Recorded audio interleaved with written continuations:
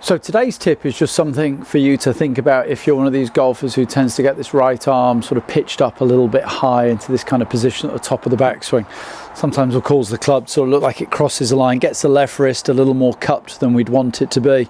Just makes it altogether rather difficult to get the thing back to the golf ball. So there's a couple of little drills you can try if this is something you've struggled with. I'm sure you've had a go at hitting shots with a ball in between your arms. That's super helpful because again it just helps to keep the elbows a little bit tighter there at the top of the swing, holds this back of the right forearm, a little more of a vertical position. Sort of old school teaching would tell you that you want that right arm somewhere near like a waiter holding a tray up there at the top of the swing. But what could we get you to do that might create a little bit more of a feel, a sensation? One of my favorites is actually to use a left hand low grip.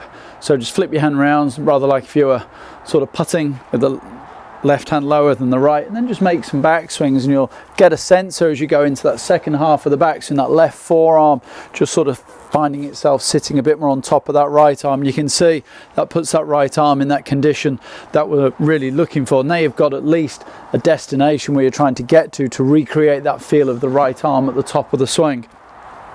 The other great exercise you can do, and the boys at Athletic Motion Golf do this a lot, is just with taking your right hand on the club, hook your left hand in and behind your right hand. Now make a few swings, and as you get into sort of the second half of the swing, apply a little pressure onto the back of that right arm as you're getting towards the top of the swing.